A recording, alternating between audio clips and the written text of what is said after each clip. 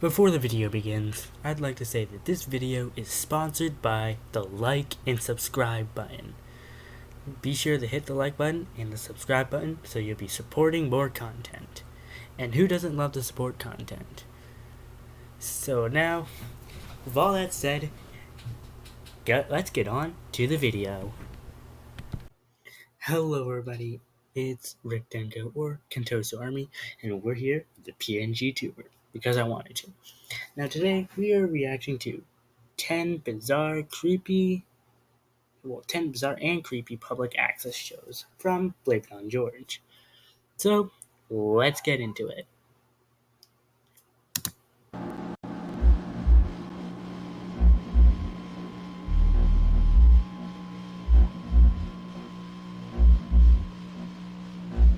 Okay. Between 1969 and 1971, the FCC created public access television, a form of media where the general public can create their own television programming, which can be played on local TV. Before YouTube, if you wanted to make strange videos, this is where you go. And strange videos there were. Sometimes I like to call public access the deep web of television because of all the strange shit that's there. So I decided to gather some of them to show you guys. This is 10 bizarre and creepy public access shows. Alright.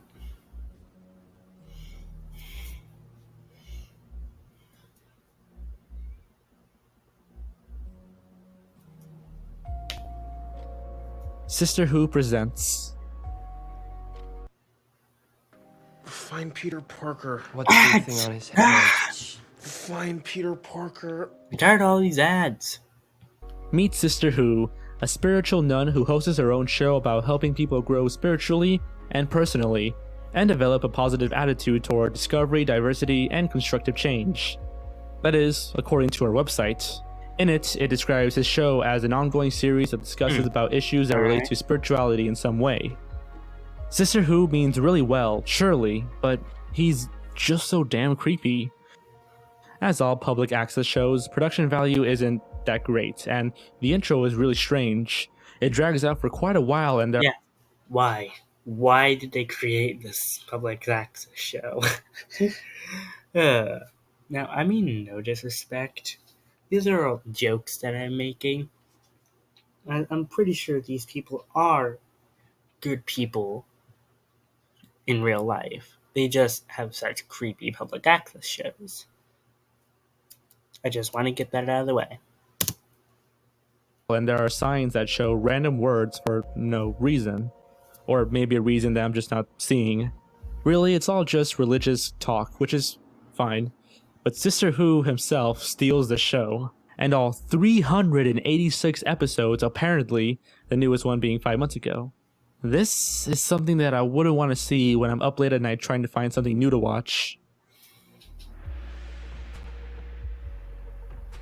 I just watch creepy YouTube videos at night anyway. The great Satan at large. If you're deeply religious, or if you feel like mentioning God in a negative manner is a bad omen, then I suggest you skip this and go to the next list item. The Great Satan at Large was a public access show that premiered in Tucson, Arizona on channel 49 in the year 1993. It aired at 6 p.m. on Sunday night on a mostly Christian channel, and for 40 minutes or so, they showed scenes of explicit violence, sexuality, at least in the back of, well, Satan's green screen, and Satan calling God many vulgarities. And on top of that, at the end of the show, there was a masturbating Hail Satan jester. I am not kidding you. As you can see, the one criticism I have is that damn swastika on the flag. Not a big fan of that.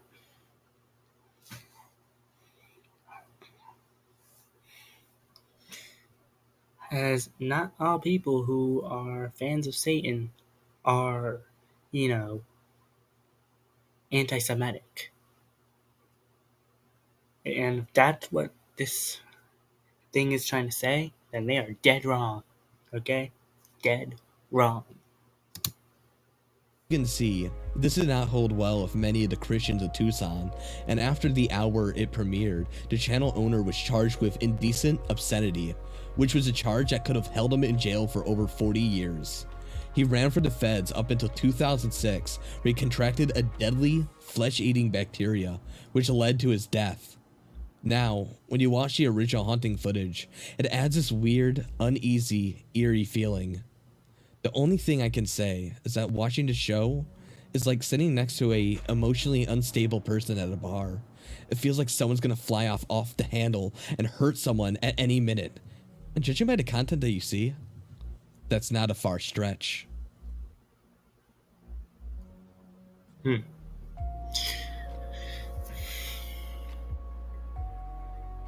The Church of Shooting Yourself. Oh, wow. The name alone grants it a spot on this list. Yeah. The Church of Shooting Yourself. A+ for the opening. The entire show is just some guy going about on the streets of Manhattan and rambling about whatever he feels like. But when the show gets darker and quieter, that's when it really sets off an uneasy vibe. When he's staring into the camera, talking to you. I mean, doesn't this look like something that you shouldn't be seeing? Something being withheld from, I don't know, the government or something? Yeah. The show actually captures some pretty graphic imagery, and unlike others on this list, there's not that many episodes, so there's not much to say.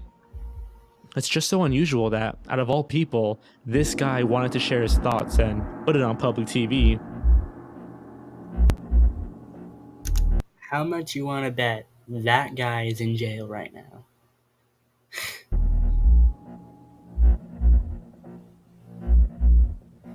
Animal Trash. Animal Trash is one. Oh my god. I've actually watched all the episodes to this. Let me just say, despite how creepy it is, I love it. It's perfect. It's a perfect, weird, public access puppet show. Oh my god. Especially, like, this, you know what, I'll just let him explain it. This is just so cool that this is on the list. Is one of those shows that feels like it was from the early 2000s adult television era. And the newest link I found on the show was a Twitter account with only 3 posts on it. The final post of the trio had a link to a short video or some sort of update to the show. Animal Trash itself is rather odd. Have you ever felt weirded out by an early skit from Jim Henson's Puppets? Or Yep. Have you ever been unnerved by the heavily atmospheric and darker tone of The Dark Crystal? Well, this is a group of puppets who in their first episode end up killing one of their friends. I was talking about what happened to Waldo!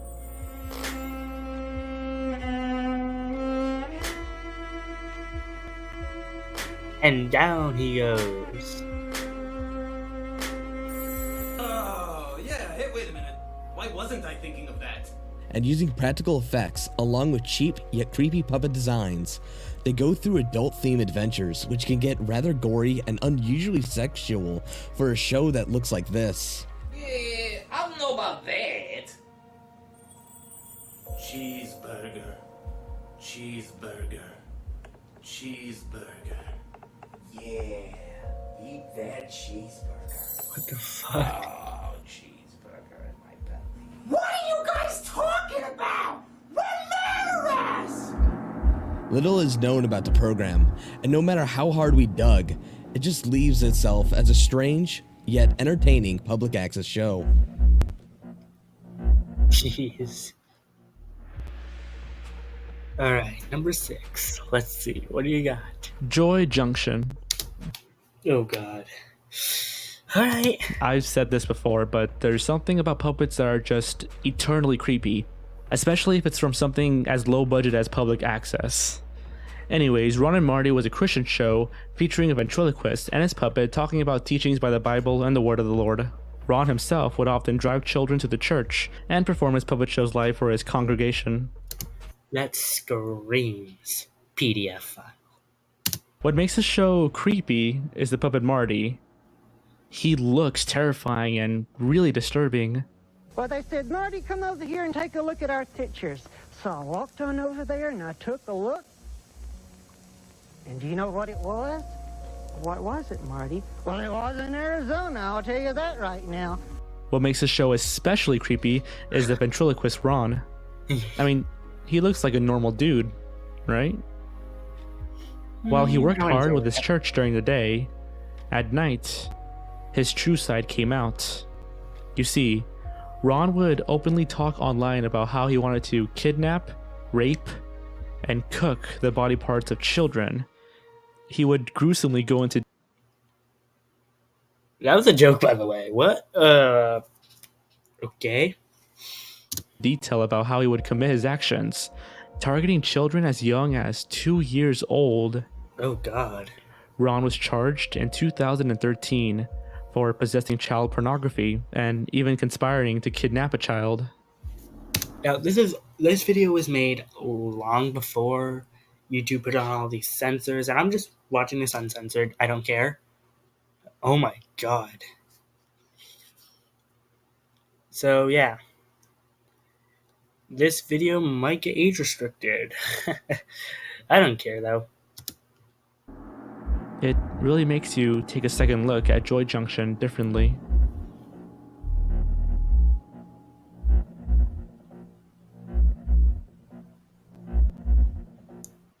Goth public access. Ooh. Goth public access truly is the definition of an internet ghost story. Little to no information is known about the show. In fact, very few clips of it even exist. My name is Ciro Di Napoli. I am the hell, creator another ad. of Bye-Bye. The Know Your Meme page is blank and only contains the video you're seeing now.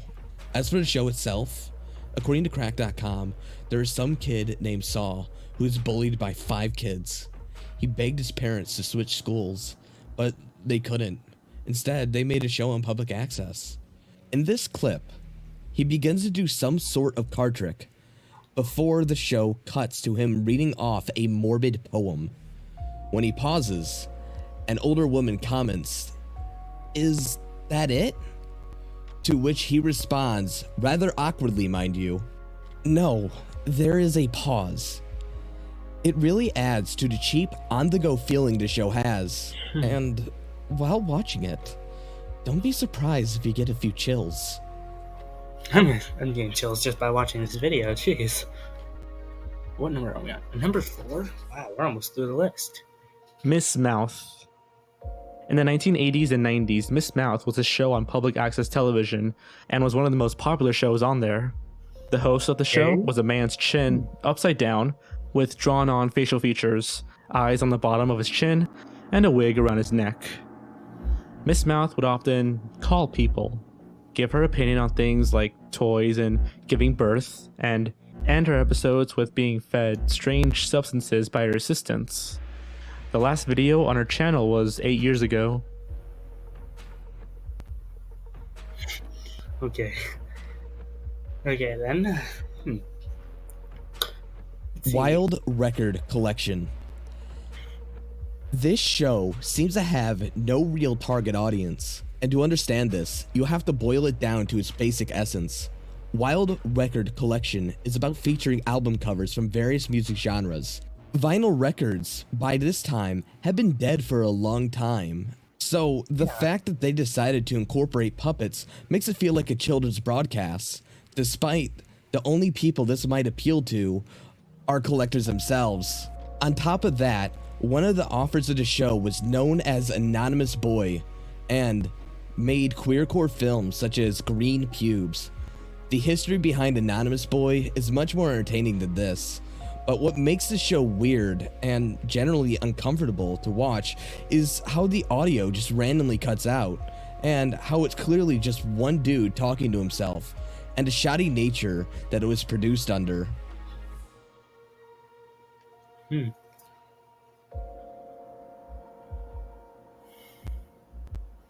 Stairway to Stardom. In New York, there was a show called Stairway to Stardom, which was the American's Idol of public access. It was described as, quote-unquote, an amateur talent show many see as a low-rent precursor to American Idol. It was extremely low budget, and there was no prize other than being on television. The host, Frank Nasi, would feature amateur singers, dancers, magicians, rappers, comedians, and such to show off their talents.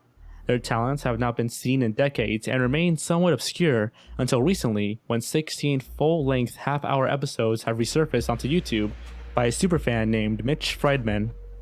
The show surprisingly lasted for 13 years and gained a cult following for attracting so many oddballs. And eventually, the cost of Stairway to Stardom was too much for Massey, and the show finally closed in 1992. Keep in mind that this was before the internet, before YouTube, before Patreon, so good work on you, Frank. Man, I would love to be on that show. If it was still going on, maybe they could have like a 2023 revival. Who knows? Or 2024. Alright, the final one. What is the final one? Unwind with the sweeties. I don't want to seem prude here. The point is not to look at something and say, this is absurd and should be banned. However, this show is honest to God the most uncomfortable thing I had to sit through. The show seems to be about an older man with buck teeth in a green mask and a woman in a lemon-colored mask. Each of them are wearing eyeglasses. I've only seen one episode, and it was enough to make me physically squirm in my seat. The episode begins with the buck-toothed man looking at a sexually suggestive magazine. Then it fades to a woman in a yellow mask, much like the wife. She is moaning and talking about a strange story. You know, I went to the stores today, but I didn't have any money. What? But nobody seemed to mind. As she What the was that? What? Like, seriously, what the fuck? I am uncomfortable. goes on, she spanks herself, constantly shifting her position into other sexually suggestive poses, and moans. It's almost as though she has a severe case of ADHD along with nymphomania. Eventually, it cuts back to him getting scolded by another female in a yellow gimp mask, accusing him of being in a private moment. Sweetie! Yeah, sweetie, what? I was just, You were having some type of a private moment. What was going on? no, sweetie, no, I'm sorry. I was just looking at this 3D, Jane Mansfield. I didn't realize. Oh, Is that all you lost were track doing? of the time, sweetie. I didn't. The show leaves me greatly disturbed, and the only thing I could find on it was a few WordPress articles and a limited number of videos, which only leads me to believe they have not moved on to any better works.